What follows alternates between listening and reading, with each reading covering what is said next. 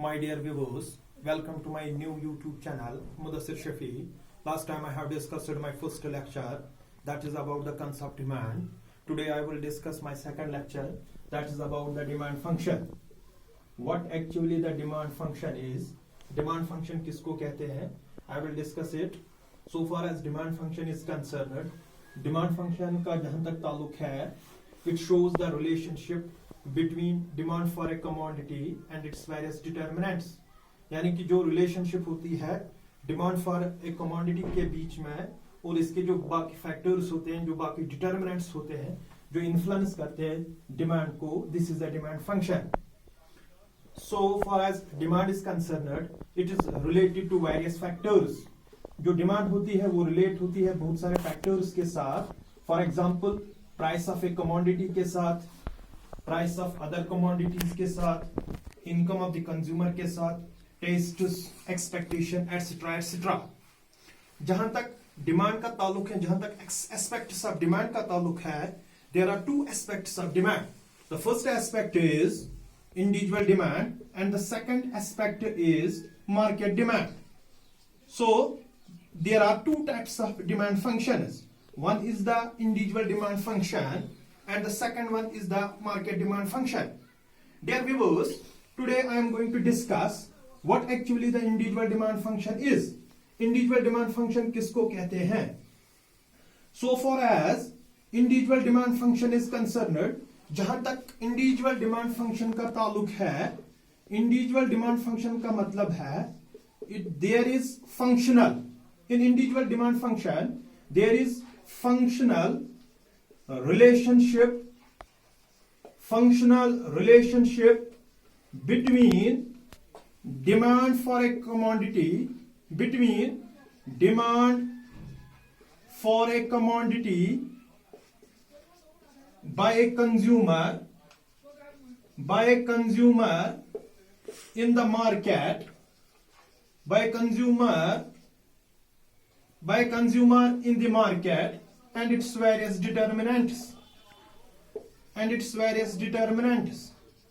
or it shows the relationship between demand for a commodity by a consumer in the market and its various determinants. जो factors influence करते हैं demand को, उनके बीच में और demand के बीच में जो रिलेशनशिप होती है, that is the individual demand function. So for as individual demand function is expressed, it is expressed in this way: dx is equal to f is function of p is price of a commodity, po is price of other commodities, y is income, t is tastes, and is expectation about the future price of the commodity. These are the determinants, or these are the factors which influences the individual demand. So, dear viewers, today I am going to discuss the first two determinants. That is the price of a commodity and price of other commodities. How price of a commodity influences, or how price of a commodity changes individual demand, and how price of other commodities changes the individual demand. First of all, I will discuss how price of a commodity changes individual demand. My dear viewers, keep other factors or other determinants other than the price of a commodity constant. Other factor, जितने भी factors या जितने भी determinants जो होते हैं price के बगैर, उन सब फैक्टर्स को आप कांस्टेंट रखोगे. जब आप उन सब फैक्टर्स को कांस्टेंट रखोगे, when there occurs only the change in the price of a commodity, जब सिर्फ कमोडिटी का प्राइस तब्दील होगा, तो इसके जरिए से जो डिमांड होगी, डिमांड फॉर ए कमोडिटी जो डिमांड होगी उसमें तब्दीली आ जाएगी. क्योंकि पहला जो मेन जो फैक्टर है वो यही है, price of commodity main factor है जो तब्दील करता है कंज्यूमर की डिमांड को. कंज्यूमर की जो डिमांड होती है वो उसको तब्दील करता है. तो जब प्राइस तब्दील होता है, उसके जरिए से जो डिमांड है वो तब्दील होती है. फॉर एग्जाम्पल, अगर प्राइस इंक्रीज होता है, इसके जरिए से जो डिमांड है वो डिक्रीज हो जाएगी, और अगर प्राइस डिक्रीज हो जाएगा तो इसके जरिए से जो डिमांड है वो इंक्रीज हो जाएगी. Thus it shows that there is inverse relationship between price and demand, and this is known as law of demand.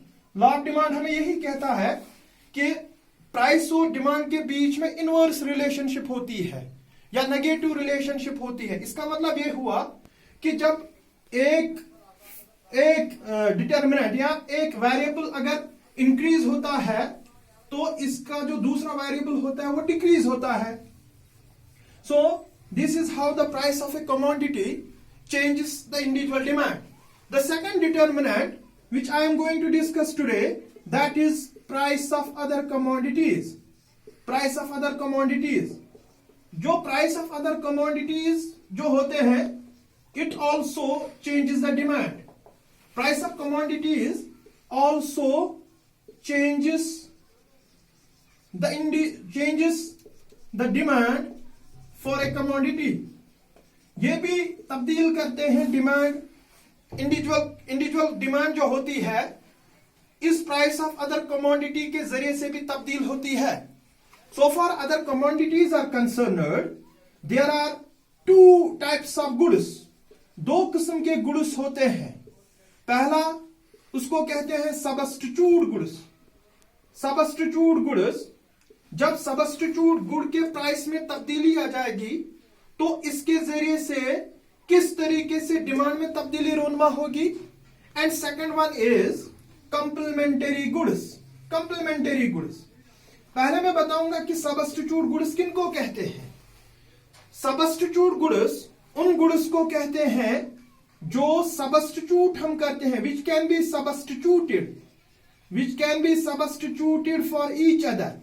जो हम सबस्टिट्यूट करते हैं for each other. For example यहां पे मैं दो सबस्टिट्यूट गुड्स की एग्जाम्पल दूंगा.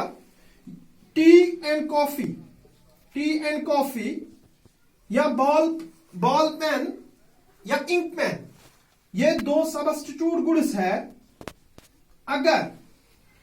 अगर प्राइस ऑफ टी इंक्रीज हो जाएगा, और जो कॉफी, इस दौरान जो प्राइस ऑफ कॉफी होगा वो कांस्टेंट रहेगा, जो कंज्यूमर होगा वो डिमांड फॉर टी डिक्रीज करेगा और वो शिफ्ट हो जाएगा फ्रॉम टी टू कॉफी, क्योंकि कॉफी का जो प्राइस है वो कम है किसके मुकाबले में, टी के मुकाबले में. तो या जो दूसरी एग्जांपल मैंने यहां पे दी थी इंक पेन और बॉल पेन की, फॉर एग्जांपल अगर बॉल पेन का जो प्राइस है वो इंक्रीज होगा, price of ball pen increases, और जो इंक पेन का जो प्राइस है वो कांस्टेंट रहेगा.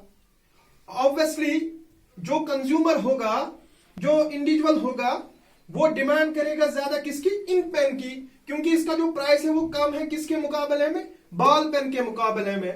तो this is how the price of substitute goods influences the individual demand. Second good is complementary goods. Complementary goods जो होते हैं ये वो goods होते हैं which jointly satisfy a particular want. जो jointly satisfy करते हैं एक particular want को. There are various complementary goods. ये ज्वाइंटली डिमांड करते हैं और ज्वाइंटली ये सेटिस्फाई करते हैं एक पर्टिकुलर वांट को. फॉर एग्जांपल यहां पे मैं एक एग्जांपल दूंगा जो कंप्लीमेंटरी गुड्स है. For example this is car and petrol और pen and ink. These are the complementary goods. When the price of car, these are the complementary goods. When the price of car increases, जब price of car का जो price है वो increase हो जाएगा, demand for car as per the law of demand for car will decrease. obviously the demand for petrol will decrease, because the demand for car had decreased. Or another complementary good which I have given here the example about pen and ink. अगर pen का जो कीमत है वो बढ़ जाएगा, इसका मतलब यह है कि जब पेन की कीमत बढ़ गई, इसकी डिमांड कम होगी, ओब्वियसली जो इंक की डिमांड है वो कम हो जाएगी, क्योंकि ये दो कंप्लीमेंट्री गुड्स है और ये एक पर्टिकुलर वांट को जॉइंटली सेटिस्फाई करते हैं. So dear viewers, in next lecture I will discuss about the remaining three determinants, and I hope that you will enjoy today's lecture. Please subscribe my channel Mudassir Shafi. Thank you very much.